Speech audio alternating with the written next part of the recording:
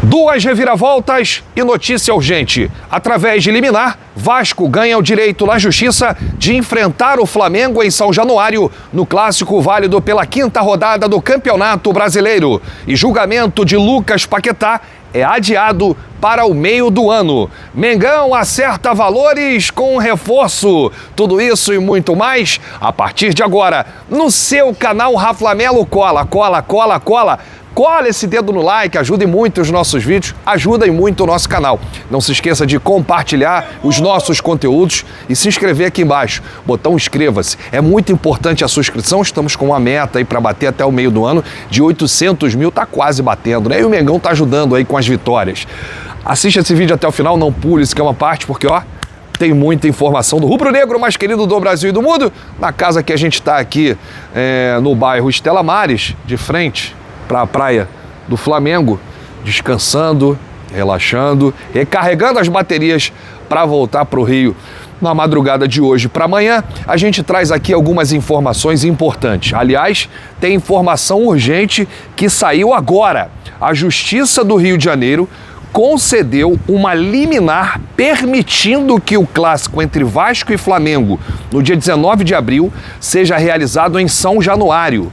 A decisão sobre a realização da partida no estádio agora está nas mãos do Vasco. O veto do BEP não está mais em vigor, ou seja, a Justiça, com essa liminar, derrubou o veto do BEP, que é o batalhão aí de policiamento especial em estádios, né? E o BEP vetou porque não tem estrutura nenhuma para oferecer segurança para as duas torcidas, ainda mais um clássico, Flamengo e Vasco, né? Eu pensei que essa história já estava resolvida com o acordo que o Vasco fez com o Flamengo, só que paralelamente a isso, o Vasco entrou na justiça pedindo, né, para exercer o seu direito de mandante, de atuar no seu estádio em São Januário. E aí o que acontece?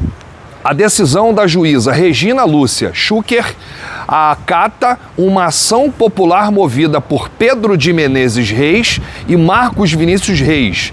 Determina a suspensão dos efeitos da decisão do BEP e autoriza o mando de campo do Vasco em São Januário com a presença da torcida do Vasco, independentemente de qualquer avaliação e a depender da avaliação técnica com a presença da torcida do Flamengo. Ou seja, ainda pode acontecer, se o Vasco quiser exercer o seu direito, agora com essa liminar da justiça do jogo em São Januário, pode acontecer aí uma avaliação técnica e dizer o seguinte: olha, não, a torcida do Flamengo aqui vai ficar perigoso, é melhor torcida única, e a justiça acatar essa decisão e o jogo acontecer em São Januário com torcida única. Antes disso, o Vasco tinha acordado com o Flamengo o jogo no Maracanã meio a meio, 50% a torcida do Vasco, 50% a torcida do Flamengo, mas ainda não tinha essa decisão da justiça. Eu não sei agora o que vai acontecer a partir daí com a decisão da justiça, o que o Pedrinho vai fazer. Se ele vai jogar em São Januário respaldado pela justiça ou se ele vai manter o acordo com o Flamengo em jogar no Maracanã 50-50, meio a meio, assim no segundo turno. Aconteceria da mesma forma o jogo no Maracanã, Flamengo e Vasco, 50-50. Olha, gente, se esse jogo acontecer em São Januário e for as duas torcidas e acontecer alguma coisa, o senhor Pedrinho deve ser responsabilizado. E a juíza que concedeu essa decisão, a doutora Regina Lúcia Schucker, também deve ser responsabilizada. Porque eu acho que a juíza, com todo respeito, não deve entender nada de futebol e da rivalidade envolvendo as duas equipes, Flamengo e Vasco. E eu acho que ela não deve ter frequentado nenhum jogo em São Januário, para ver como é que é o esquema, o acesso, as duas torcidas, porque todo Flamengo e Vasco é um problema. No Maracanã, no Newton Santos, qualquer lugar. Em São Januário é pior ainda. O último Flamengo e Vasco deu briga, teve quebra-quebra, a torcida do Vasco quebrou São Januário, o estádio foi interditado. Então a gente está avisando, a gente está alertando e o Vasco acha que se levar esse jogo para São Januário é vitória certa contra o Flamengo. Só pode ser isso que passa pela cabeça do Pedrinho, porque eu não consigo imaginar um Flamengo e Vasco acontecendo em São Januário, só pelo simples fato de acontecer em São Januário, o Vasco ter uma vantagem no jogo. É impressionante isso que está acontecendo. Então, gente, a gente pode ter uma reviravolta aí. O jogo é válido pela 5ª rodada, até lá tem bastante tempo. O Flamengo que vai para a 3ª rodada ainda do Campeonato Brasileiro, venceu ontem o Vitória aqui em Barradão pela 2ª rodada. muita coisa pode acontecer até lá, só que a decisão, nesse momento, com essa liminar da justiça, cabe ao Pedrinho, que é o presidente do Vasco. Bom, vamos falar aqui sobre uma outra reviravolta, e agora envolvendo a situação e o futuro de Lucas Paquetá. A decisão do julgamento do meia do West Ham foi adiado para o meio do ano, ou seja, o Paquetá vai conseguir terminar a temporada. Lembrando, a temporada europeia termina agora em maio, né? O calendário da Europa é diferente do calendário do futebol brasileiro, do calendário do futebol sul-americano. E aí, o que acontece? Em caso de sanção, a defesa acredita que existem recursos suficientes para mantê-lo em atividade, recorrendo na própria Federação Inglesa e na Corte Arbitral do Esporte. Neste cenário, com a pena vinculada ao futebol inglês, ele estaria livre para seguir em atividade em outro país, ou seja, em qualquer país. E aí, quando a gente vê essa informação, o Flamengo tem interesse no Lucas Paquetá. O Boto já externou isso. Inclusive, todo mundo já sabe, isso foi uma declaração do Boto. Eles entraram em contato com o representante do Paquetá e demonstraram interesse no retorno do atleta ao Flamengo. Só que o Flamengo está analisando a situação. Agora pode mudar tudo, porque teve uma reviravolta no processo. O processo foi iniciado no início de março, e aí duraria 3 semanas, agora foi adiado para o meio do ano. Ou seja, meio do ano tem Super Mundial de Clubes. Tudo pode acontecer. É uma grande novidade no futuro de Lucas Paquetá. Ainda tem a parte que cabe à FIFA, que normalmente homologa a pena a nível mundial. Isso costuma acontecer nesses meses após a condenação. Assim, caberia recurso no Comitê de Apelação da FIFA, em última instância, novamente no CAS. Então, gente, qual foi a reviravolta que aconteceu aí no caso Paquetá?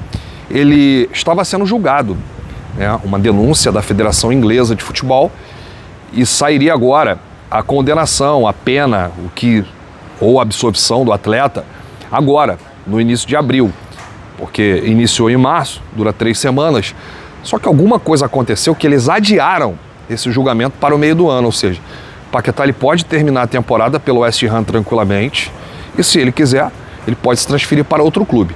No julgamento, se ele for julgado e proibido de atuar na Inglaterra, ele pode seguir atuando em outros países, a menos que isso chegue à FIFA. A FIFA homologue essa decisão para o mundo. Aí o Paquetá está banido do futebol, não pode atuar em lugar nenhum. O que eu acho que vai acontecer a partir de agora? O Flamengo vai acompanhar, passo a passo, esse caso Paquetá, esperar terminar aí a temporada europeia para, de repente, conversar com os próprios representantes do atleta e também o West Ham. Lembrando que a informação exclusiva do Rafla, eu falei na transmissão da Rede Multiflá, é que o Flamengo pode utilizar o Alcaraz como moeda de troca para diminuir a pedida do West Ham no Lucas Paquetá. Isso pode acontecer, caso o Alcaraz não atinja a meta estipulada em contrato com o Everton, ou o Everton não exerça essa obrigação de compra. Como é que o Everton não vai exercer? Simplesmente faltam 2 jogos para o Alcaraz no time titular do Everton para bater a meta. O Alcaraz é titular no próximo jogo. E aí falta um jogo, o Everton cozinha e não bota o Alcaraz para jogar, ele não bateu a meta, o Everton não tem obrigação de comprar. Ou devolve ao Flamengo, ou o Flamengo vende para outro clube inglês, ou o Flamengo usa o Alcaraz como quiser. Moeda de troca, Paquetá ou qualquer outro jogador. Então o Flamengo tem esse pensamento sim. Deixa aqui nos comentários o que você acha dessa informação. Bom, agora vamos falar do Jorginho, né? Que deve ser aí o novo reforço do Flamengo, o primeiro dessa janela do meio do ano, porque o Flamengo acertou os valores com o Jorginho. Salário, tempo de contrato, presidente BAP aceitou as condições do negócio e o clube acertou os valores com o volante. É por isso que o Boto, naquele podcast lá, na entrevista lá com o Guilherme Flazoeiro, disse que a bola agora está com o Jorginho. Mas já está tudo certo, já acertaram o salário e tempo de contrato. E a informação que eu tenho é a seguinte: 16 de abril, o Arsenal enfrenta o Real Madrid pelo segundo jogo da UEFA Champions League, na Espanha. No dia 17, um empresário do Jorginho estará na sala do diretor de futebol do Arsenal para agilizar a liberação do atleta e aí depois disso ele vem ao Flamengo. Por quê? O Flamengo já acertou com o Jorginho, já está certo, salário, valor, tempo de contrato, tudo. O que falta? Esperar só um pouquinho o tempo passar, o Arsenal enfrentar o Real Madrid nesses 2 jogos da Champions League e terminar lá a Premier League agora em maio, que é o mês que vai terminar lá a temporada europeia. Depois disso, Jorginho se apresenta ao Flamengo, é anunciado como o novo reforço do Mengão. Só isso, gente. Flamengo já acertando aí o primeiro reforço para o Super Mundial de Clubes, volante Jorginho, que jogou muita bola ontem. Jorginho entrou em campo ontem pelo Arsenal, jogou muita bola, jogador diferenciado. Chegaria aqui ao Flamengo, na minha opinião, para ser titular.